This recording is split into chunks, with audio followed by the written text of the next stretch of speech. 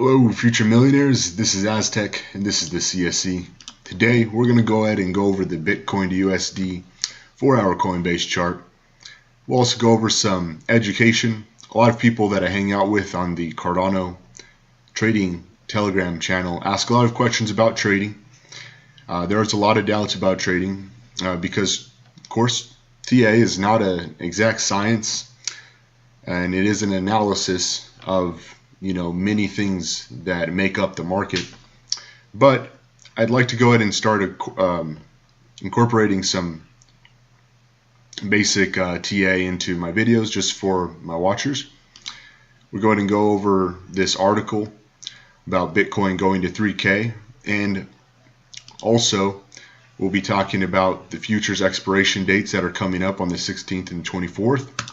And we'll talk about Cardano, and specifically Charles Hoskinson and his Twitter. Now, I do want to get into the technical analysis here. I mean, we're in a very indecisive area, and I want to go ahead and let you guys know from the start that this is not financial advice that I'm giving here. This is just my opinion, how I'm currently looking to play this area in the short term, and these are just my opinions. Now, this is an area that, like I said, is very indecisive, really could go either way, but I'll go ahead and give you my opinion now. From what I'm seeing, I'm expecting a bounce, and if we look at these fib levels here, these are the fibs that were drawn out from the breakout back in the December area. We can see that we're back on top of that 618. Now, basically, the reason I'm expecting a bounce, and I like to give good, solid reasons. If I don't have more reasons giving me a bias one way or the other, then I really won't give my opinion one way or the other. But because I do see a bias here, I'll go ahead and give you some solid reasons why I think we're looking at a bounce in the short term. Now, basically, we're back on the 618, and that's an area that we actually received in the past recently. We've received some nice bounces. We received a bounce back on the 18th, and we had some resistance from this area here at 3,550 area. On the 17th of December, we broke out from there. On the 18th, we bounced off of the 3,550 area on the 18th of December. And we've seen some nice solid support here again recently in the past days. So this is a very strong support line in the short term. You can see if we zoom in that we've got some very nice rejections off this support level. These wicks are really strong. So there's some bullish buyers basically sitting at this level. You can see there's a nice strong wick here, nice wick here, really strong wick here, and a strong wick here off of this $3,550 area. Now, I was back here, I was thinking we were going to break up. And then the very next day during the afternoon, I noticed that we were kind of doing this bull flag thing, and we broke up and we met this resistance here, and we kind of started forming this kind of undecisive area here. And this is when I started noticing that this resistance was a little too heavy, and I actually started explaining after this video the next day to some people on the Cardano trading Telegram channel that I wouldn't have bought in, things of that nature, because at that moment, because I noticed that there was really heavy resistance here. And sure enough, me and some other traders started to realize that it was possibly going to break down, and it did break down. We broke down here. We formed this little bear flag, broke down again, and we started forming a bear flag again here. Now, some people might say this is still a bear flag, but I think this is a little too extended to still classify this here as the most clear bear flag, especially when right here, this candle. Let's zoom in real nice on this candle. This is a very interesting candle.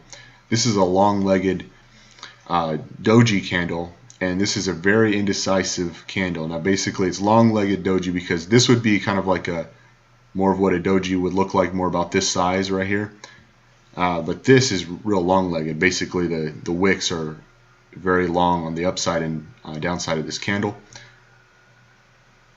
And what it shows to me is that basically we try to break down, and we actually bounced off the $3,550 area, came up, tried to break upward, and I think that this candle really it was kind of an indicator that this bear flag was not necessarily a bear flag any longer, and that there's a lot of indecision at this area.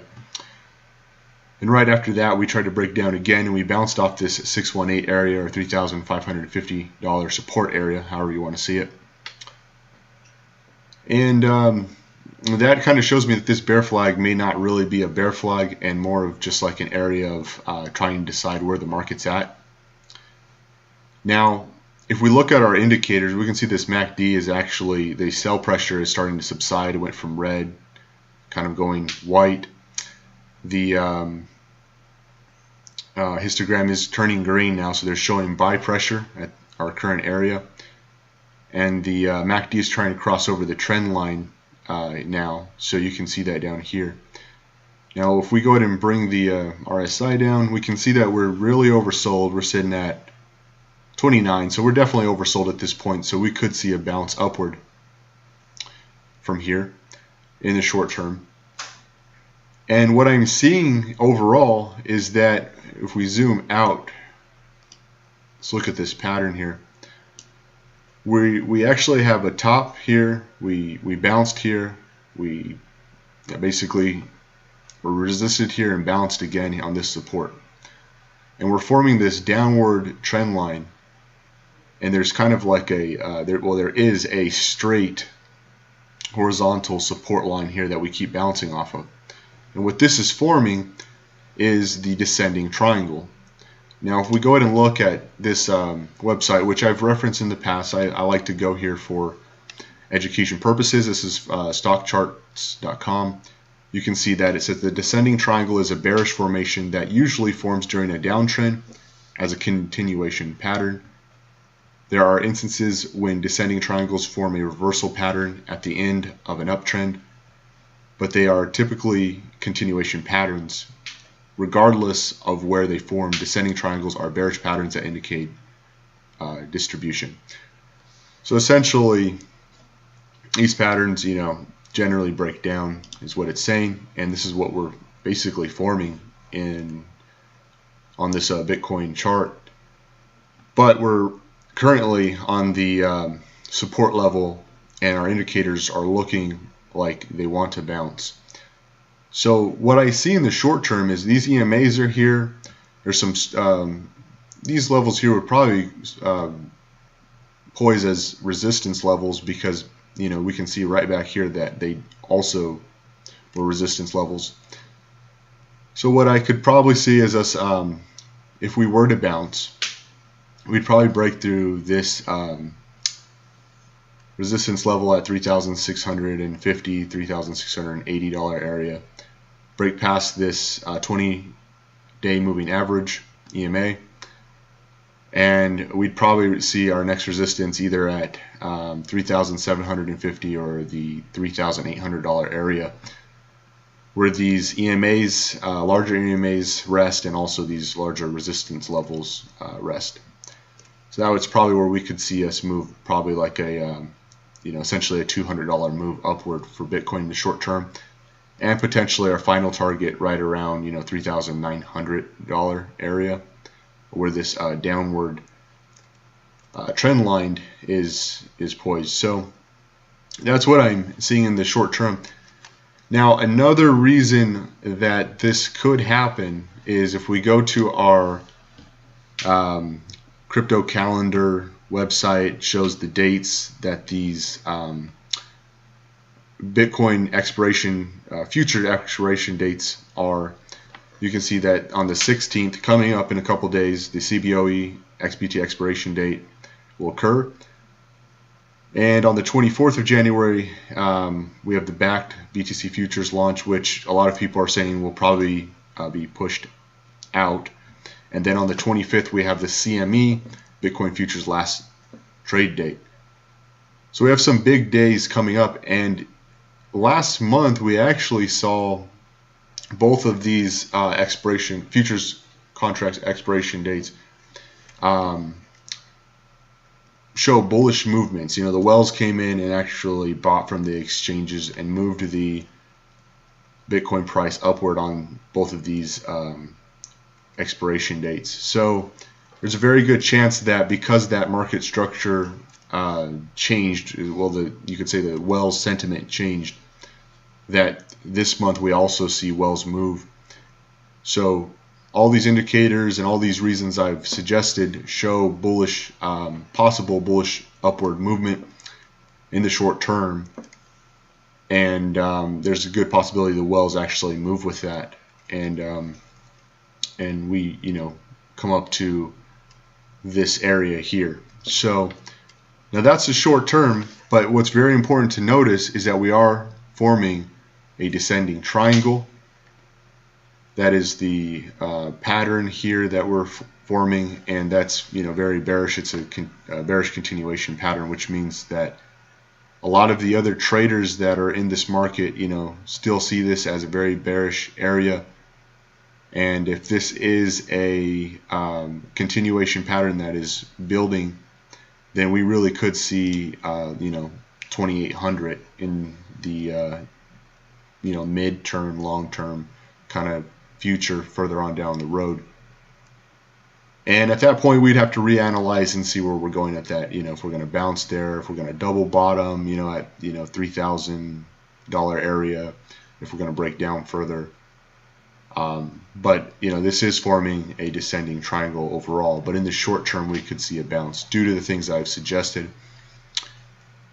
But there are people saying that if we just look at everything from a bearish scenario, that this here is forming a bear flag, and that this is still bear flag, which this doesn't look very doesn't look like a bear flagging any longer, with the candles that have formed here and just how extended this kind of very small consolidation area has formed. So basically I'm expecting a bounce in the short term, but overall we could be seeing lower lows in the maybe after January or into January, maybe possibly after we bounce up we could see a very quick bounce up and a very quick bounce down around here towards the end of January and break down from here. There's different scenarios that we could see, but of course I'll be here. I'll be on the Cardano Telegram trading channel if you want to go and talk to me. There's a lot of other really great traders on there that have some really good opinions, so you can go ahead and pick their mind, my mind. But anyways, kind of another indicator here is the articles. Found this article to be interesting. It's from CCN. It says volume of crypto is dropping. Is Bitcoin headed below 3,000? Now I usually like to consider the contrarian view of things. So if the media and lots of people are suggesting that we're going to drop down, I like to at least subscribe to the contrarian view, which would be the opposite of this. So kind of another indicator of a possible bounce in short term is the fact that everyone's saying that we could see 3,000, or they're suspecting 3,000. This article does give some good possibly kind of like a different viewpoint than mine, so I'll go ahead and post it down below for you guys to read, because I think it's important to get many different viewpoints to go ahead and make your own opinion. I personally wouldn't buy in with fiat at this area because I find it very dangerous level, but it is an area that if you're already in a position, you could trade. The way I'm trading it is basically to go ahead and set a nice tight stop loss, but I'm expecting a bounce. And if we look at the Bitcoin short,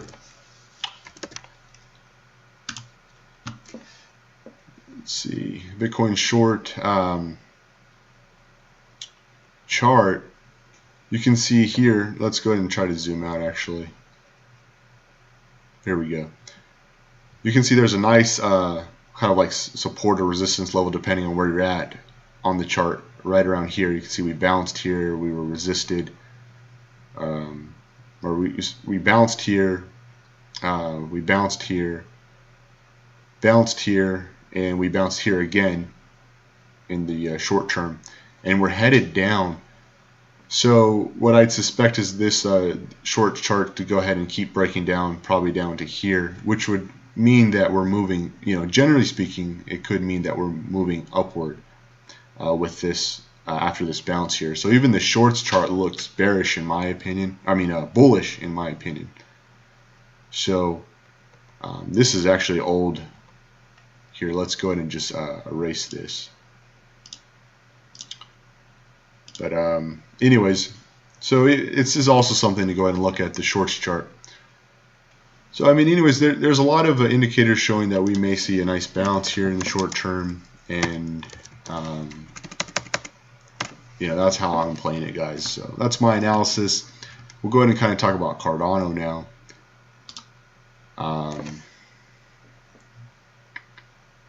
Let's see. Let's go over to Charles Hoskinson's Twitter. I wanted to bring this up because Charles Hoskinson has a really informative Twitter. He gives his opinion on a lot of things going on. He gives a lot of updates on Cardano. Even Emergo updates, things of that nature.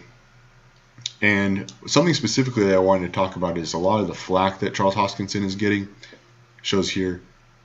He says, "Thanks for elaborating a point. So much extremely deep and subtle work has gone into Cardano by a large team of scientists and engineers. The criticism we are receiving for just a wallet or white paper is insulting and divorced from reality." Basically, Charles Hoskinson has received a lot of flack from a lot of people, really just trolls, trolling him on the internet. And he's come out and he's basically, refuted a lot of what they've said and kind of explained that they're incorrect. And he's right. I mean, from what I can see, Cardano has a lot of scientists and a lot of work that has been put into the project. I know Rick and Philippe have been also out there, breaking the FUD down. Rick and Philippe from the Cardano Effect on YouTube, and it's interesting because I noticed that generally things in life that are of value, that are moving up, are generally tried to pull down by trolls, by people that don't want to see people succeed. So I can see that with all the flack that Charles Hoskinson has been receiving, that not only because I've been in this space for a while and because I'm a Cardano guy and I keep up with Cardano, knowing that the scientists and the people that work for IOHK, Emergo, Cardano essentially, put in so much strong work, and that the research that they do is really movement forward. Everything that they do is movement forward. Besides that, I also see that there's a lot of people trying to attack Cardano, Charles Hoskinson, and it's due to envy and just being trolls and not wanting to see projects succeed. But I think that there's room for a lot of projects to succeed. I don't understand why people have to try to bring each other down. I know even I have personally been caught up in arguments where I've gotten out of hand, but overall I try to subscribe to a way of thinking that we all can succeed together. It's okay to have competition, and overall the main thing that I'm trying to describe to you guys today is that Cardano is a very strong project. It's so much more than just a wallet and a white paper. It's all the research and all the great magnificent talent that is behind the Cardano behemoth. It's a very great project, and the trolls are unfortunately, they're envious of all of this, and they see that, and they're trying to break the Cardano community down. So don't listen to them. But anyways, his Twitter is very interesting. He posts things from the Cardano effect. He gives his opinion on things. He talks about updates like this year. This was interesting on the 11th. Says we are delighted to announce the appointment of Ryan King as our new CEO, and this is the CEO for Emergo, not for OHK, which Charles Hoskinson is the CEO of. Ryan King looks like an interesting individual. I need to look more into him, but he looks like a great individual, so more to come on that. He does just post interesting articles, and this is a GitHub repository that he's talking about. Let's see, it's just showing that they're working here.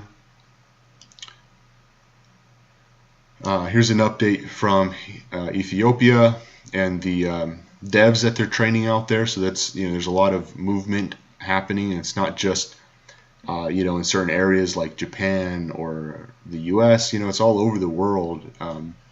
Cardano really does, it's making its move all over the world, so that's very interesting and great for the long-term potential of Cardano. Talking about a workshop here, which is very interesting. Generally speaking, as a trader, workshops don't, do anything for me. Don't create too much speculation or price movement, but if you're interested in the project, they're definitely something to go ahead and try to watch, once IOHK posts videos from the workshops or conventions or what have you.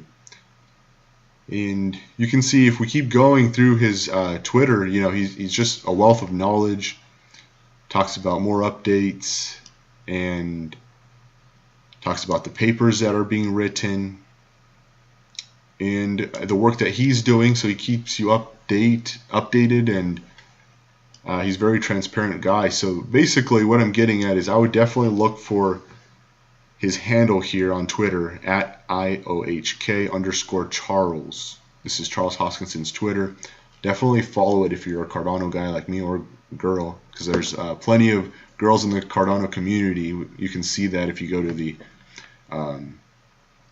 girls and women, I should say, at the Cardano trading Telegram channel and all of their Telegram channels. So yeah, guys, lots of news coming out. I know that if you subscribe to the Cardano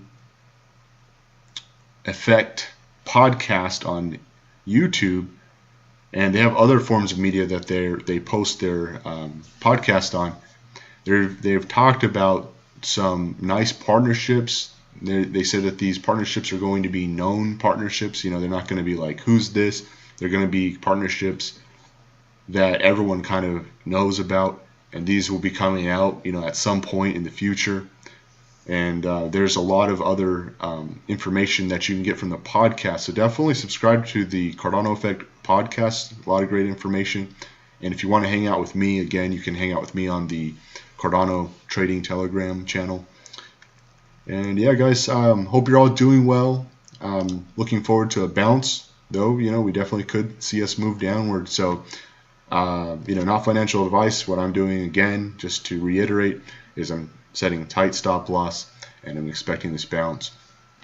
And I will probably take profits in this area. So, anyways, take it easy. Never give up on the future of money.